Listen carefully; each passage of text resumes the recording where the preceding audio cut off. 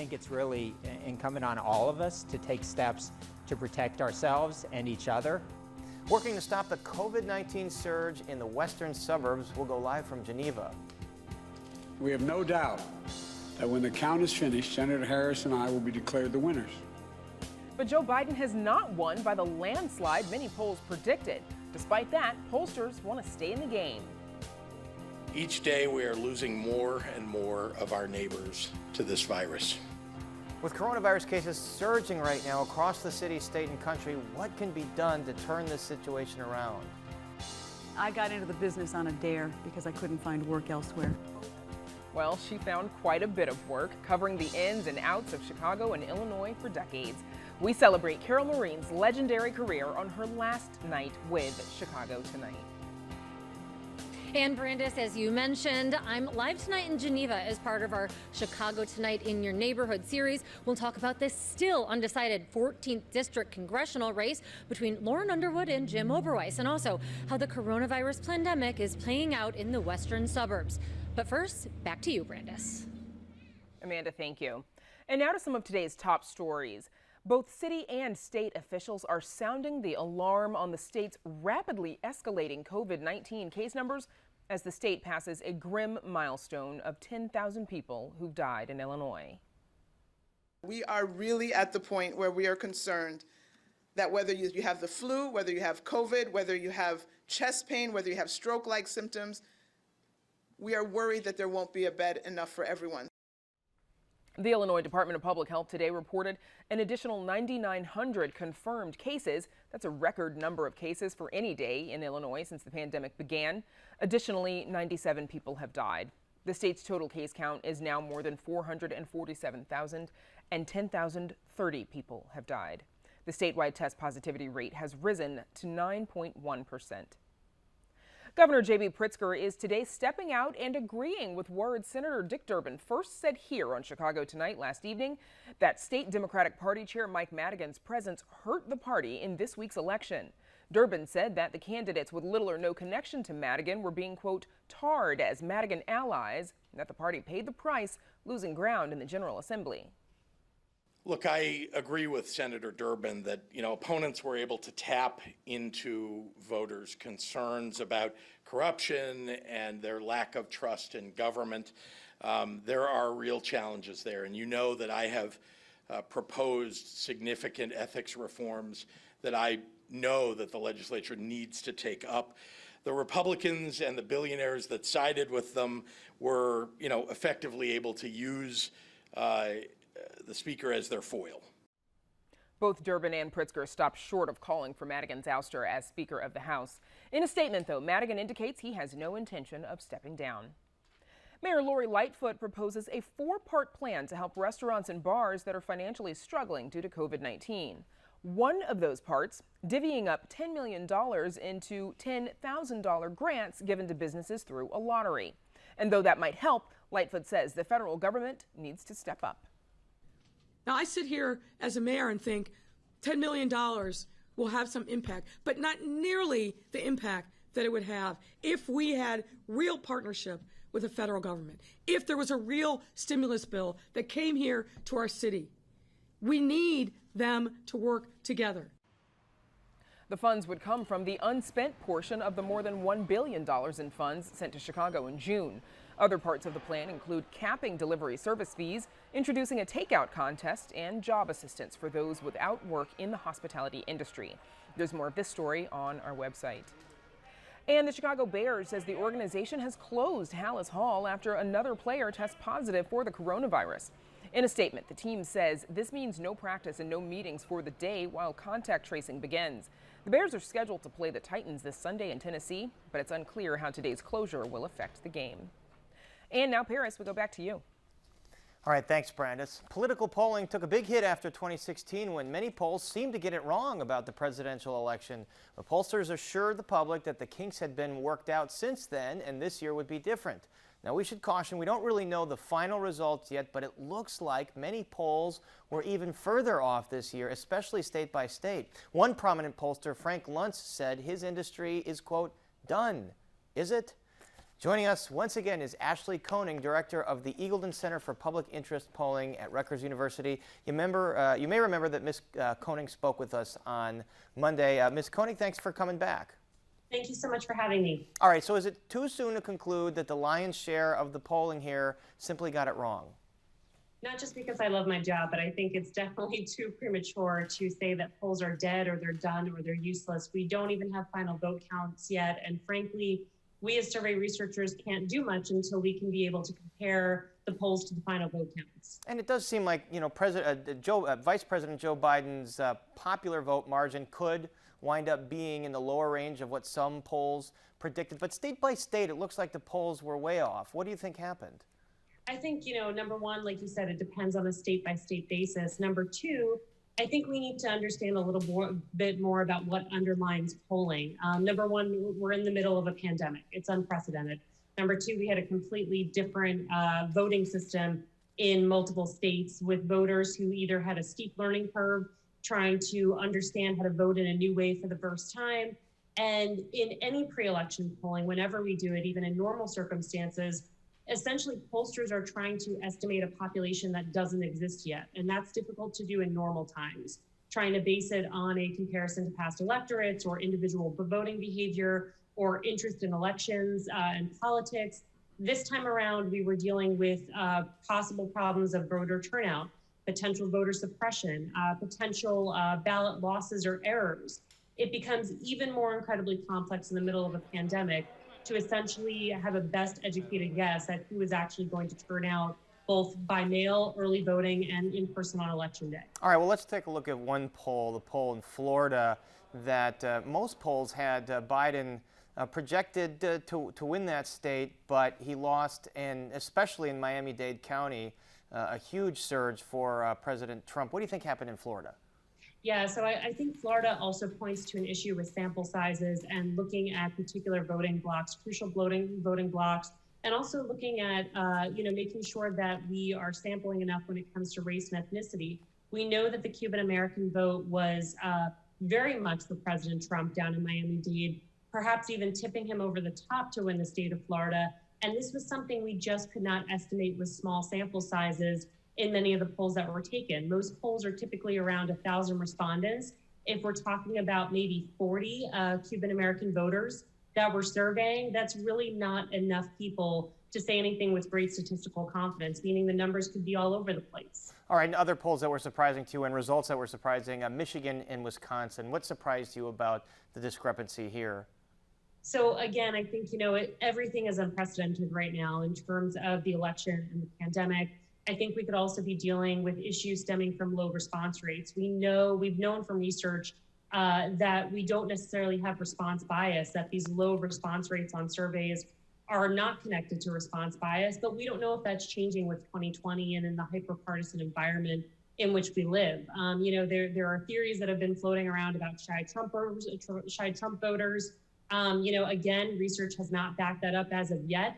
But clearly there was a very enthusiastic turnout on both sides, and clearly this was a much closer race. And it does seem like the pattern, like if you look at the Senate races state by state, so many Democratic Senate challengers seem to be well up in the polling consistently, and many of them lost.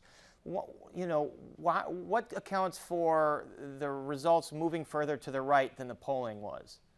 Yeah, again, we're basing polls on what people are telling us. If they're not telling us how they truly feel, then that's going to have an impact on the polls. There are people who will tell us they'll vote on election day and they don't. There's people who will tell us they're not going to vote and they do. So these are all the parts of human error that we deal with as survey researchers. And like I said, as of yet, it hasn't affected the quality of polls, but that's something we need to investigate going forward. 2016, we know there was a really big mishap in terms of weighting to education, and we missed the non-college educated white vote that propelled Trump to a first term. Is there another demographic that we're missing this time around in 2020? I think that's something we're only going to see bared out in the data once we have a final vote count to compare to each of these states. So there'll be a postmortem here among pollsters. So what do you say to the public that says, fool me once, shame on you, fool me twice, and like former President George W. Bush here, shame on whoever, me, that just don't trust this anymore. Like Frank Luntz said, they think the industry is dead. What's your message to them? I understand the perception, but I think we all need to also understand what polling is used for. It's not used for prediction. It's used to explain the how and the why people do what they do and why they vote the way they vote. Just like with exit polling, it's used to explain the vote, not necessarily predict it. And any pollster will say that. This is a science just like many other types of science where, we dismantle it, we test theories, we build upon it, we make it better. And so I would say, be patient with us. We are going to make sure we analyze it just like we did in 2016. And also we all need to learn how to embrace the uncertainty and the probabilistic nature of it. It's not these binary yes, no responses that we necessarily see in the news. There's a real range of possibilities that accompany these estimates because that's what they truly are. They are estimates based on statistics. And there's just so many things that are uncertain about the times we're living in right now. All right, our thanks to Ashley Koenig. And don't forget, you can visit our website for the latest election results and more stories about Tuesday's election and its ramification. It's all at WTTW.com/results. And now, Brandis, we go back to you and Amanda with a look at Geneva, Illinois, how the pandemic is affecting the western suburbs. Brandis. In Paris, tomorrow will make 2 weeks since DuPage and Kane counties have been under coronavirus mitigations at the order of Governor J.B. Pritzker. The entire state must now follow rollback restrictions like a ban on indoor dining and drinking. What happens when some establishments, though, buck those rules? Our Amanda Venicky and producer Nick Blumberg have spent the day in far west suburban Geneva, Illinois, to look at the impact of COVID there, as well as cover the story of the still undecided 14th Congressional District election. As part of Chicago Tonight's In Your Neighborhood series, Amanda joins us now live from Geneva. Hey, Amanda. Hey, Brandis. The city of Geneva was incorporated in 1867 on the heels of a sawmill and the railroad coming to town. These days, it is the county seat for Kane County and has a charming downtown with shops, boutiques, and cafes. Most years, Geneva hosts a handful of special events, a wine walk, Christmas festival, Swedish days. All canceled this year because of the coronavirus. The owner of Dangles, a women's accessory shop where everything's $10, says he misses the traffic those events bring in.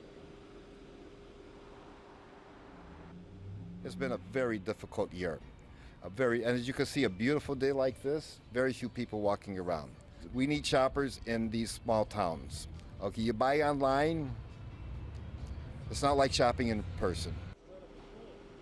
This, even as a bunch of restaurants nearby are defying the governor's executive order after a Kane County judge ruled last month in favor of a steakhouse that had sued, saying that the restrictions would cause the business irreparable harm. It's frustrating for the co-owner of Niche, a fine dining restaurant recognized for its bourbon collection. Niche is strictly following the ban on indoor dining, even after spending thousands of dollars on air filters. Vince Ballesteri says while establishments bucking the rules are thriving, his business is hurting. We need things like even, and if people are breaking the law or what is mandated, I don't blame them. I don't want to start a war with any of my neighbors. I have no hard feelings for doing what they have to do, but we have to have even playing field. It's not, if we're doing the right thing, I don't understand why we are getting severely punished for it. He says Niche is trying to adjust, switching up the menu to more carry-out friendly food and look for a bourbon advent calendar to soon make its debut. But he says the government needs to come through with aid. Nearby, Sergio's Cantina put up a tent and is focusing on curbside pickup of its tacos and chili rellenos. The owners say people's lives come before profit. Still, they say restaurants feel like they're being singled out. It's been pretty tough. We're doing our best. We try to keep being positive. Our employees have been working for us for a long time, so it's kind of like try to help them. They're helping us a lot. And while Governor J.B. Pritzker often talks about how the state is helping out with business interruption grants, the owners say they applied for one 6 weeks ago and still no money.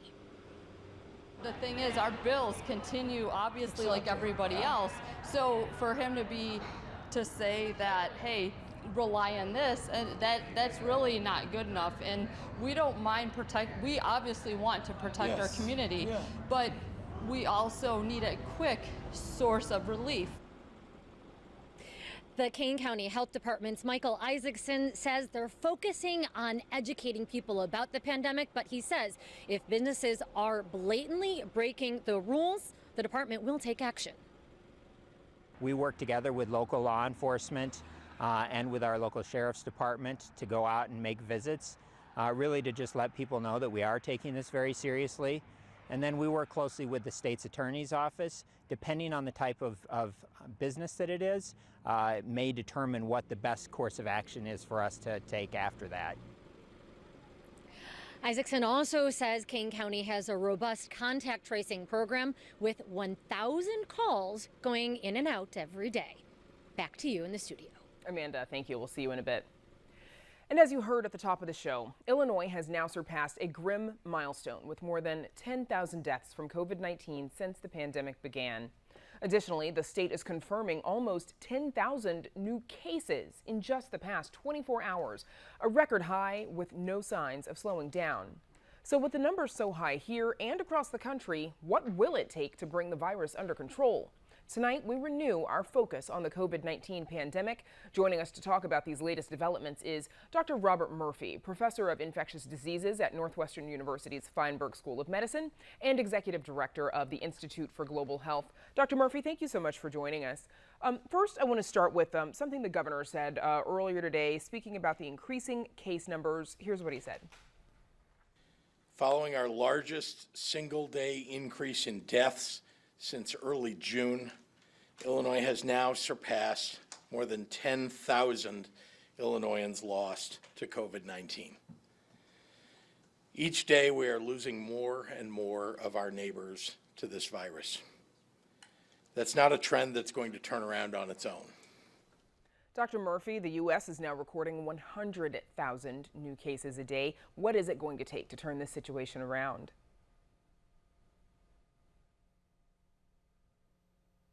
Dr. Murphy, are you muted? Dr. Murphy, are you muted? Yes, I was. Sorry about that. What it's going to take is very strong public health measures that we know work. And they're simple. Universal mask usage, social distancing, at least 3 feet, 6 feet is really optimal. Frequent hand washing.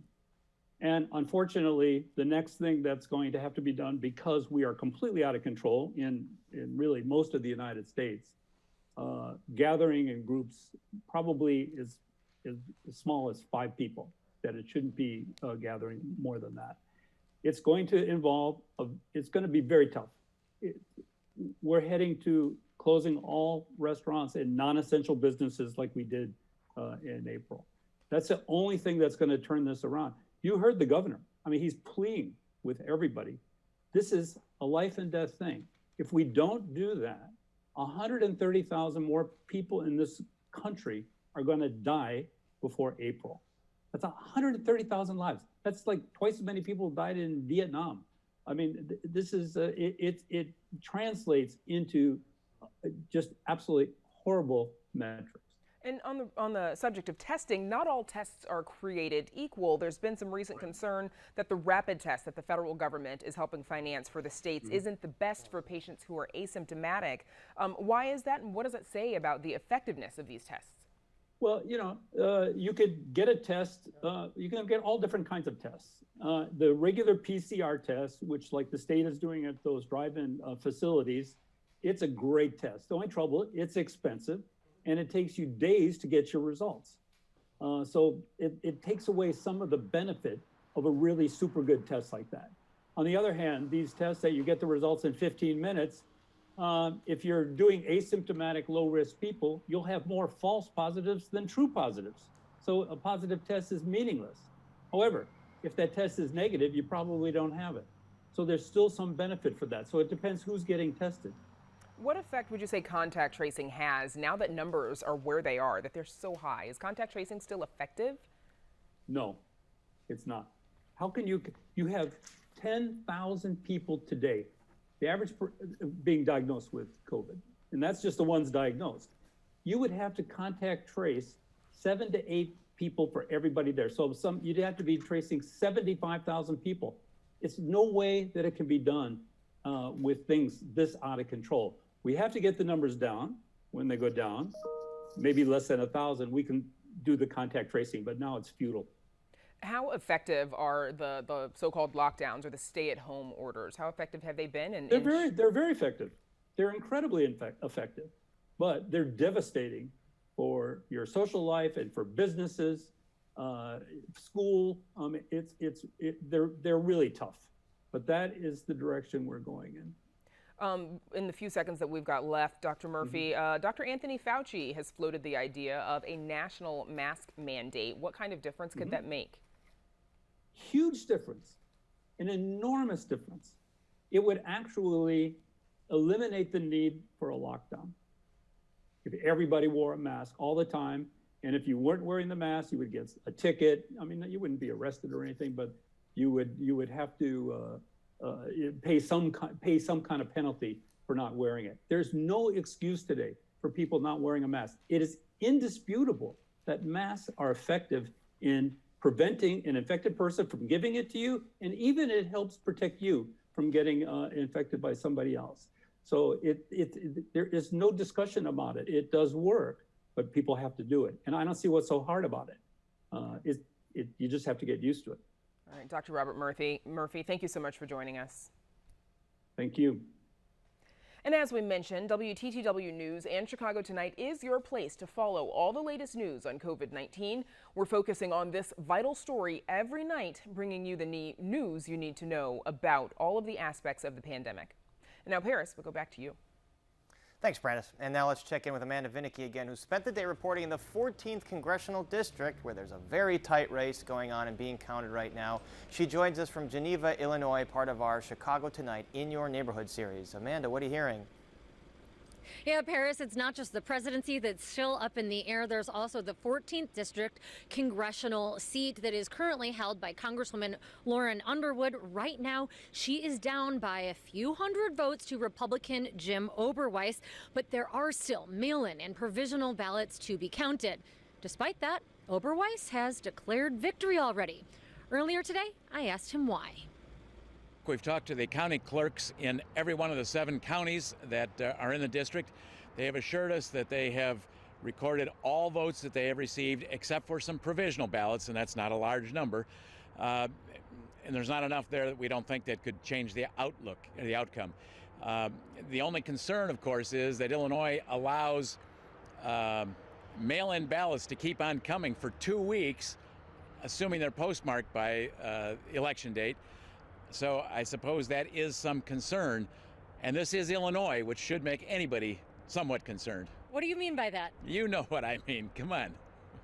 Is that a policy that you stand by, the 2 weeks as long as they're postmarked by Election Day? No, I don't think that should be a policy at all. It should be votes have to be in by Election Day. You can mail them in early. You can check online to see that your vote was received. If it wasn't received, you can vote in person. You can go to a polling place. You can get a new ballot. You can fill it out. You can turn it in. You have a mail-in ballot. You can fill it out, and you can physically turn it in yourself. There are all kinds of alternatives. But this idea of keeping going for 2 weeks, no, I think that's a very bad idea. So let's say that you did win. What do you think put you over the top there? What was it? Yeah, well, look, I think it's pretty clear. Even though we were outspent 4-1 during this campaign, voters have rejected the idea that we should have a congressperson who represents Nancy Pelosi. And that's exactly what Representative Underwood has done. She has voted 100% of the time, every single issue, every vote, she has voted with Nancy Pelosi. No exceptions. Not 98%, not 99%, 100%. And I don't think that represents the people in this district. I'll represent the people in the 14th Congressional District.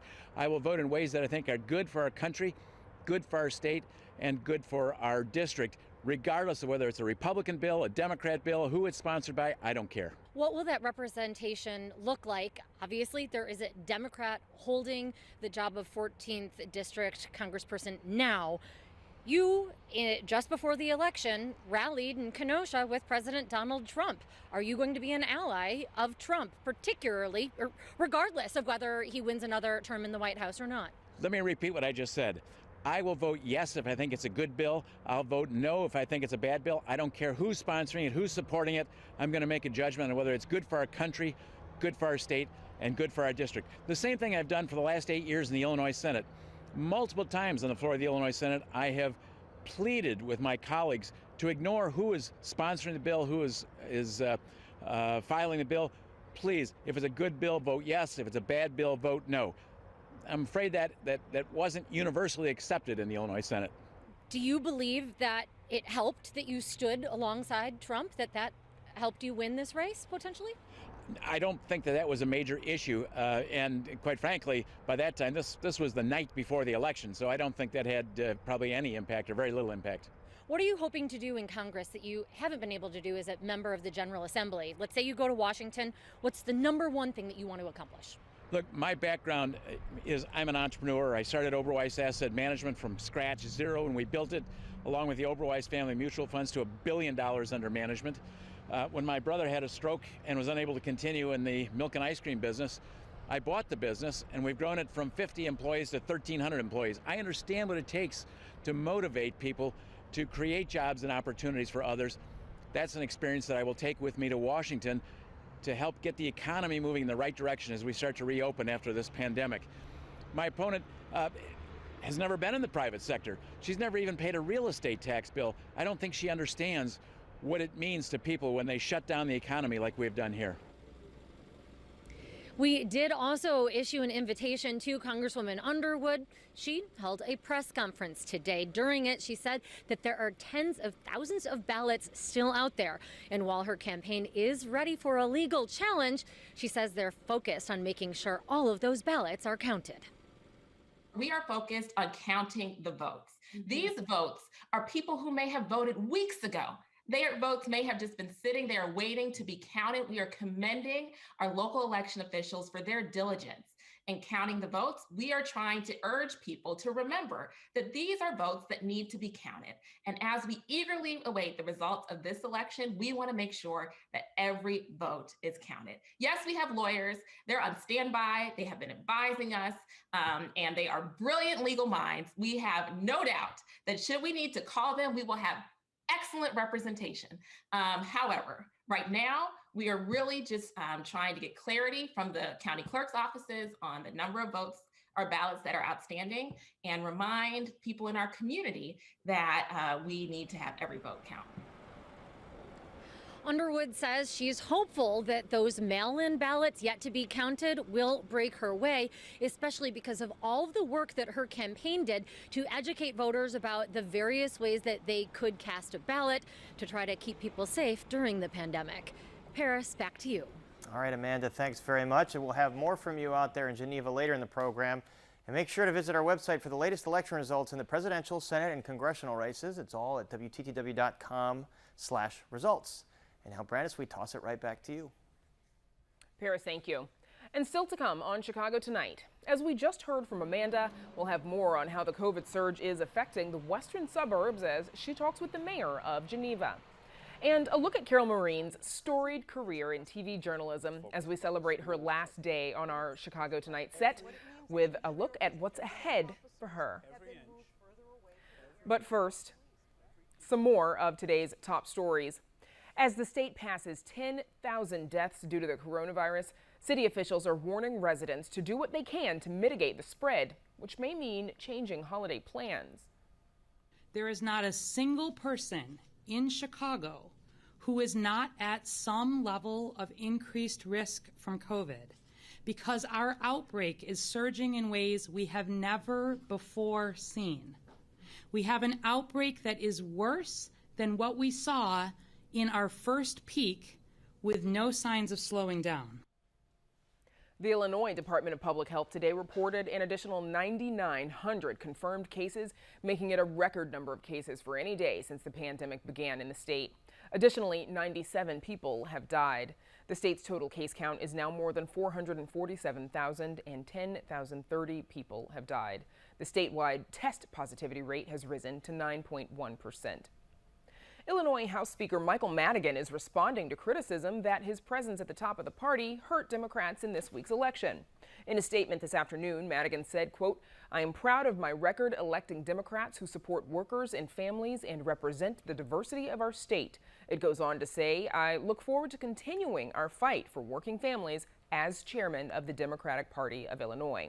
Earlier today, Governor Pritzker echoed comments U.S. Senator Dick Durbin made first here on Chicago Tonight last evening, and that those who opposed Pritzker's graduated tax income amendments used Madigan against the party.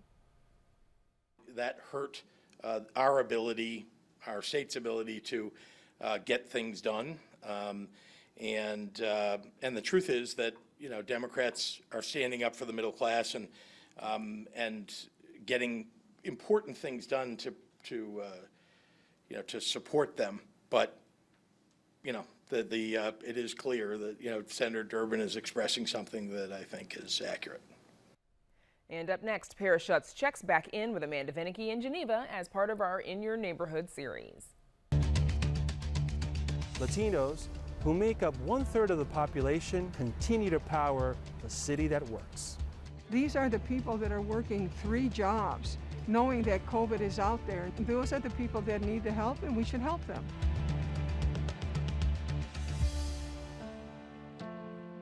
And we're now joined again by Amanda Vinicky, who has spent the day reporting an hour west of Chicago in Geneva as part of our Chicago Tonight in Your Neighborhood series. Amanda.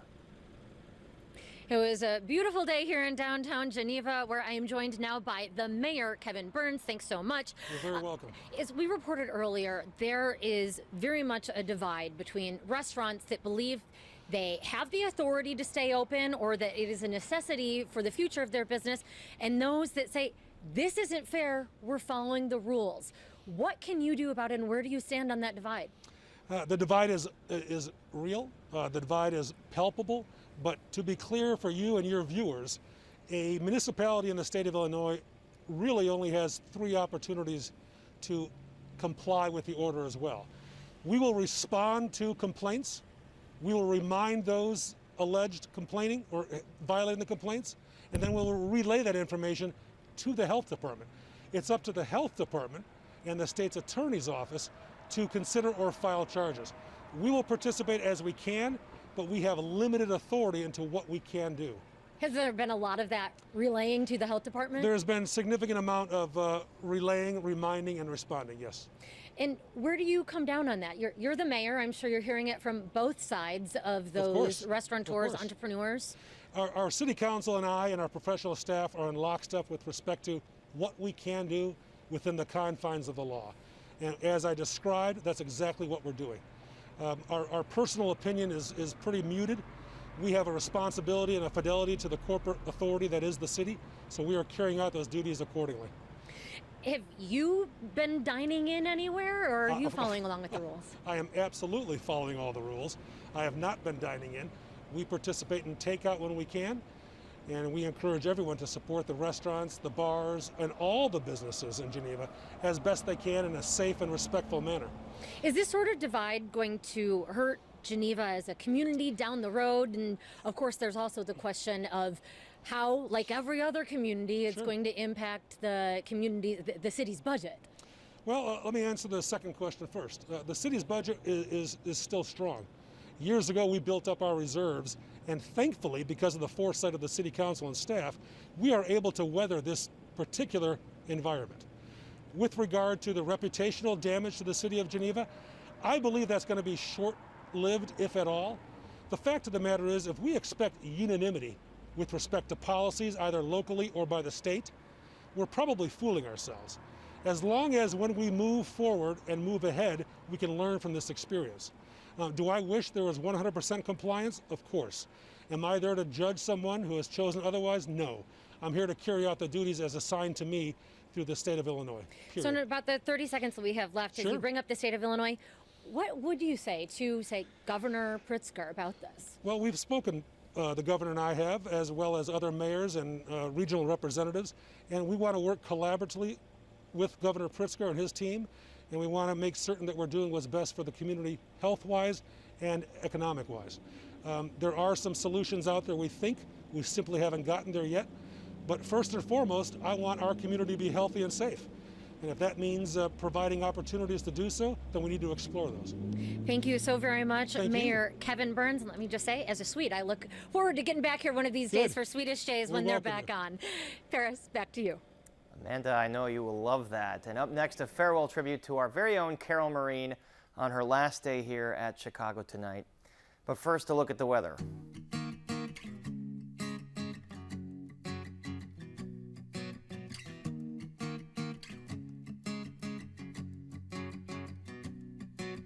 Chicago Tonight is made possible in part through the generous support of the Julius Frankel Foundation. In 1985, a rising news anchor at WMAQ Channel 5 appeared on Joel Wiseman's Week in Review to talk about the rigors and expectations of performing that job in a market like Chicago.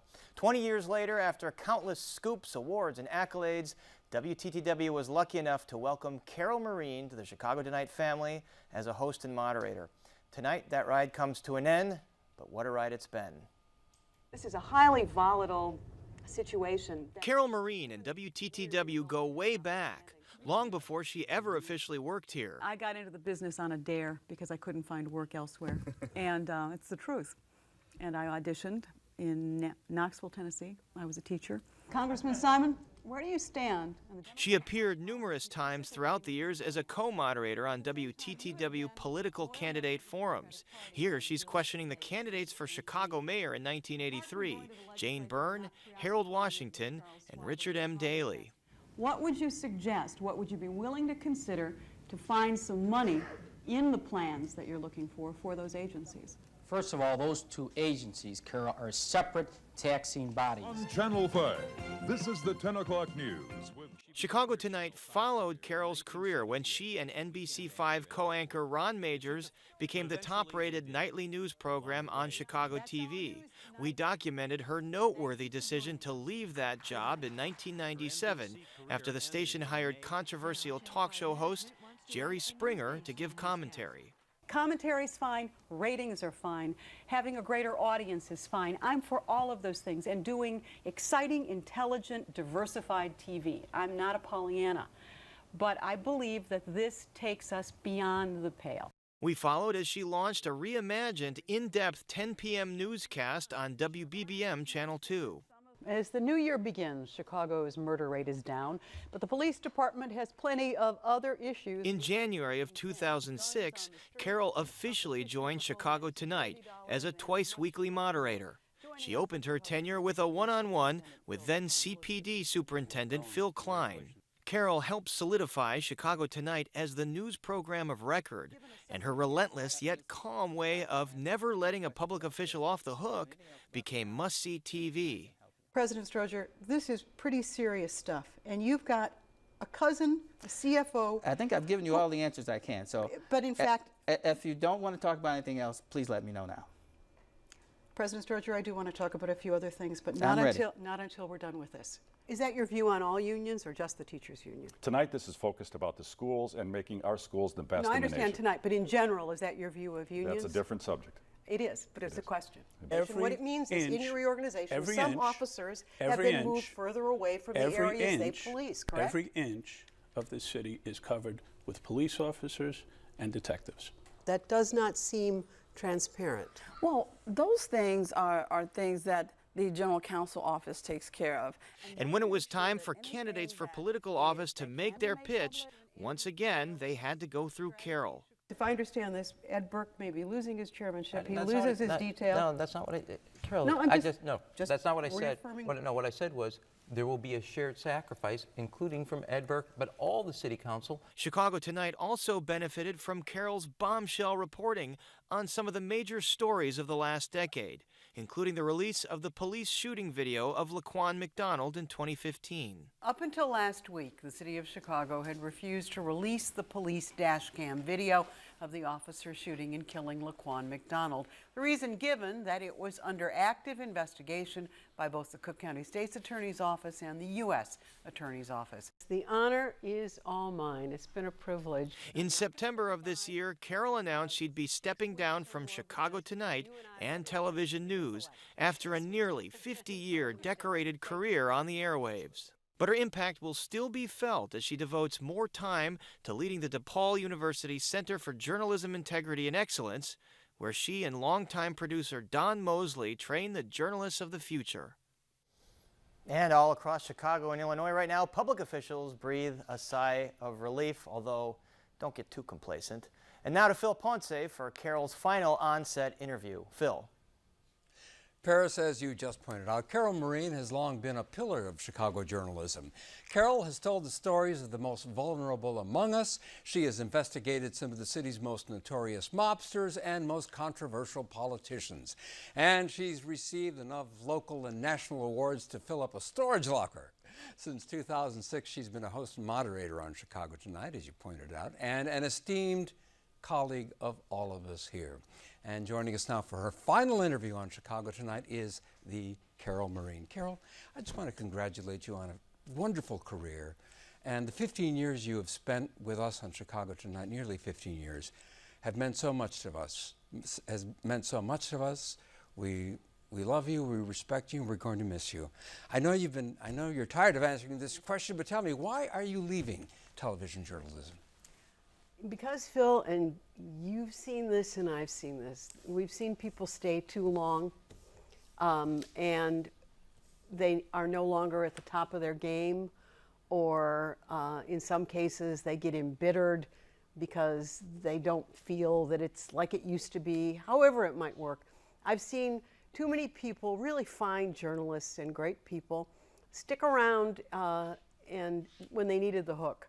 I want to give myself the hook before it gets to that. I love what I do. I love where I do it. I love you, frankly. Right back at you, Carol. But, all of us do. But I want to leave when I do love it. And I want to leave when I think the work is still, a proud example of decent journalism. And I've thought about this for a long time. And so I wanted to do it my way. I wanted to pick my spot, and that's what I'm doing. Paris alluded to this in his package, but tell us just a little bit more about the origin story, because you did not set out to be a broadcaster. You set out to be an English teacher, and I bet you were a darn good one. But what happened in Knoxville, Tennessee, when you were teaching there? Well, I was teaching up here, and then I got married, and I moved to Knoxville, and I didn't have a teaching job. And somebody said, well, that girl on the talk show on WBIR, Waleen's World is ending, and you ought to audition. And I said, I am an English teacher. I don't do television. And somebody, my husband said, yeah, I know you're kind of afraid. I said, I'm not afraid of anything. I march over to WBIR. I get an audition. I sit down. Some guy comes out from the back named Albert Smith. I'll never forget him. And he said, listen, honey, they asked me to give you girls a hard time. So I'm going to sit over here. You girls. And I'm going to pretend to be a famous film director, and you're going to interview me. And I thought, oh, great. So the camera started rolling. I said, meet Albert Smith. He's a pornographer. And all of his work has been condemned by the ACLU through the PTA. Albert Smith, a very observant Baptist man, got freaked out by being called a pornographer, and he started to talk, which made them laugh in the control room. And in management, they said, I know, maybe we ought to hire her. And so they did. In addition to being an English teacher once upon a time, you were also a debate coach. Did that make moderating debates a breeze for you? It's not a breeze. It isn't, is it? But it's never a breeze. You know this, too. But I debated in high school. I debated in college. I was a debate coach briefly while I was teaching in Dundee High School in Carpentersville. And yeah, I mean, debate's one of those things where you learn cross-examination. So yes. In addition to a lot of the, you've done human interest stuff. You've done a range of stories, but one of the stories you're best known for is the story of Gwen Garcia. She was a woman on death row. She was facing execution. She got a last-minute reprieve based on your reporting from then-Governor Jim Edgar. Just give us a beat on Gwen Garcia and what that story meant. What led up to Gwen Garcia was John Wayne Gacy, and I covered Gacy's execution. But there were 5 women on death row, 5 women. And I wrote a letter to every one of them. My producer, Don Mosley, and I did. None of them responded, or they said no. And then a year later, I got a letter from Gwen Garcia's lawyer saying, Gwen wants to see you because she's not going to beg for her life anymore. She's not going to appeal her case. And because she wants to tell her truth to someone and you were interested a year ago, she will only tell it to you. And so she did.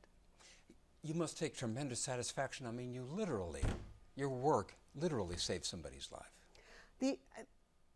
I don't think of it that way, and I mean, I'm proud of that work. I still talk to Gwen. I talk to her every weekend. She calls from prison. She will be there probably for life. She is an extremely intelligent woman who was sexually abused from the time she was 7 by her uncle, and her grandmother knew it. And, one of the things, Paris wrote this very sweet thing in the Tribune, and he said he was raised to believe, as a good Catholic boy, that people are good or bad. But what Gwen Garcia represented to him and to me is the fact that you can be born beautiful and good and poisoned by the terrible crimes of the adults around you. Carol, we all know the story about you in 9/11, how you were, your life may have been saved by a fireman. Later, a policeman led you from the scene by the hand. What stays with you from that experience? For the longest time, when I'd be running along the lakefront and I'd see a plane coming in for a landing, I'd freak. Because before I could even think rationally, I'd hear the sound. But what stayed with me is the smell and the sounds in New York, how the world utterly turned upside down in those 2 plane crashes. And honest to God, it's the privilege of doing all the kind of reporting that I got to do there, in spite of all the sorrow that was around us. Once upon a time, a mob hitman called you at home. Can you tell that story? Actually, it was an El Rucan hitman. Jeff Fort was the leader of the El Rucans. Don and I did a documentary called Angel of Fear. In it, we said Jeff Fort, this incredible charismatic leader, was illiterate. Billy Doyle, sundown, a hitman, called me at home. I was alone at home. The kids were gone, everybody was gone, and Billy Doyle said, Carol Marin, Jeff is really upset with you. And I said, Billy Doyle, you don't call people at home, do you, normally? I hung up the phone, I got out of the house, I stayed with a friend, and I called nobody that night because it was a weekend and I'd have to educate some young cop on a desk. I waited till everybody was in Monday, then I called the feds, I called the local cops, and I called Jeff Fort's lawyer, and I said, this is what your boss made me do. So get out of my face. And Jeff Fort, his lawyer, called me back and said, Jeff was sorry. He didn't mean it. Still, it must have been incredibly rattling. Okay, so what is next for you? I don't know. And I keep getting asked this, like, what's on the other side of this? I don't know. I know that we'll keep teaching at DePaul, running a Center for Journalism Integrity and Excellence. Don is retiring as well. Your co-producer. My co-producer, who is, we on front of the camera get all the credit, and the producers who do huge amounts of the work, if not all of the work, get none of the credit. Anything I've done, he's done. We've got a book that we've written that we need to rewrite, and we have another one we would like to start, and then I'll see. Carol, what do you want your legacy to be? I assume you don't need to have a bridge named after you or anything like that. That would just be awful. That would just be awful. I don't want a bridge. I'm going to spend time with my new grandson, Theo, my son, Josh. Lucky you. His wife, Betsy, just had this fabulous baby boy. But I'll figure it out. But I don't have to, I feel like I don't have to have an answer for that. I've been so lucky. I've got plenty of things to think about and do. And I ride, as you know, horses and jump them. There's a line that they use in the horse world. It's let the fence come to you. Don't jump too soon. I'll let the fence come to me, and we'll see what happens. Do you have any idea how much people are going to miss you? Your colleagues here at Chicago Tonight, viewers, people love you. Does that weigh on you at all? I've been near tears quite a few times today opening cards from all the people here, you know, the people in front of the camera, the people behind the camera have just been unbelievable to me here. So There's a reason. There's a reason for that, Carol. We love you. We really do. And now we've got a couple of people who have some thoughts. First, let's hear from our colleague, Brandis Friedman. Brandis. Phil, thank you. You know, Carol, it was in my first couple of years here, because I've only been here for about 7 years, which sounds short. I needed help tracking down Harry Porterfield for a project for the Chicago Headline Club. We were giving him the Lifetime Achievement Award at the time, and you whipped out the cell phone and promptly dialed Pam Zeckman over at Channel 2, whom you lovingly referred to as Pammy Faye, and you helped me figure out what it was that I needed. And that's just one of like the many examples of the generous Carol Marin that I think all of us know that the viewers may not know or see. You were the first one to be concerned if a colleague is sick. You have quietly and secretly sent gifts or flowers to I don't know how many of us. And I think in addition to all of us having benefited from your impeccable integrity as a journalist, we've also benefited from knowing the generosity and the kindness of you just as a person. So thank you for setting the standard on both. Congrats on all of it, and best of luck. And I hope that, you know, you get some downtime, some rest after so many years of being on top of your game. Oh, Brandis, thank you so much. I mean, you and Paris are the future of this broadcast. Absolutely. And I know Paris wants to say something as well. Paris? Yeah, Phil, I echo all those things. So here's my anecdote, Carol. It's a few years ago, and it started off as a normal day, and wake up, and what's going to happen today? And all of a sudden, I see a tweet from Carol Marin that federal agents are in the office, the City Hall office of Ed Burke, and the office is papered over. And me, like every other political reporter in town, we jump into the car, we race down to City Hall, we run up the stairs, run over to Ed Burke's office, and there you are, standing right in front of the papered over office, the windows, with that Cheshire Cat grin, knowing that you had scooped the entire city on one of the biggest stories of the year, and and that's a feeling I know you've had many, many, many, many times over your career. So that was an incredible moment. So I said all I want to say in the Tribune, and I'm kind of speechless at this point. But Carol, thank you so much for everything. And we're not the only ones that want to say something. Our WTTW news staff has something they'd like to share too. So let's take a look. From the Chicago Tonight team, congratulations, Carol. Oh, and what a team it is. I mean, so I said this to Brandis and Paris, it's you two. You two are the future of this broadcast. And Phil and I are kind of like the parents, right?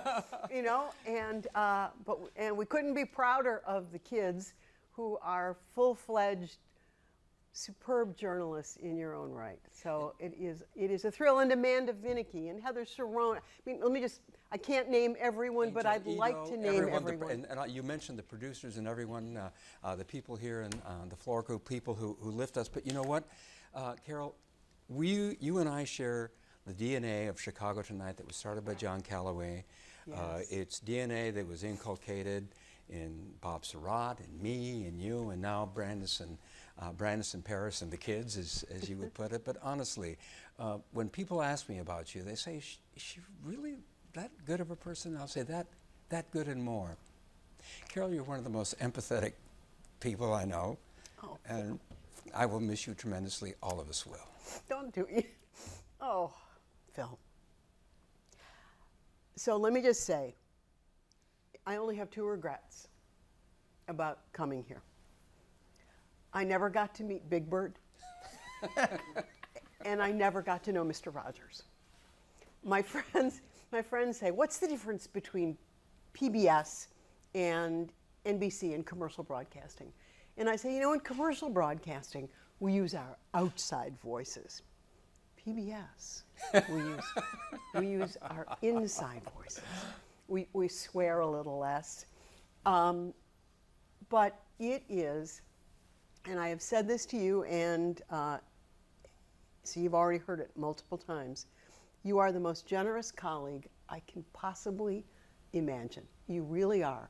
You are proud when someone else does well. I mean, you shine the spotlight on all the rest of us rather than yourself. And so it's Carol, been an honor. The honor is mine, and there's no one I'm prouder of than you. Can I just say this too? Mary Field and Jay Smith, who hired me here, mwah, truly, truly. I think I'm done, Phil. I don't think I've got anything more that I can say without sobbing here at this desk. Well, let's throw it to the kids, shall we? Thanks to you two, the kids are all right, aren't they, Paris? It's time to take the training wheels off, I think. That's our show for this Thursday night. And please join us tomorrow night at 7 for the Week in Review. And now for all of us here at Chicago Tonight, I'm Paris Schutz. And I'm Brandis Friedman. Thank you for watching. Stay healthy and safe, and have a good night.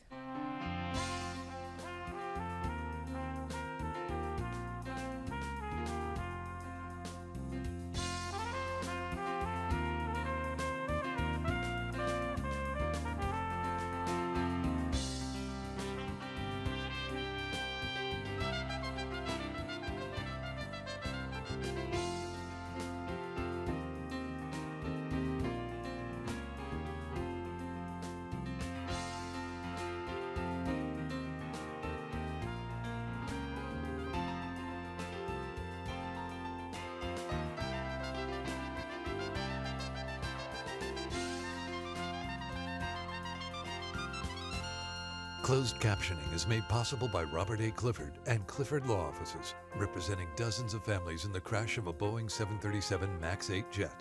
Mr. Clifford has been named lead counsel in litigation in federal court in Chicago.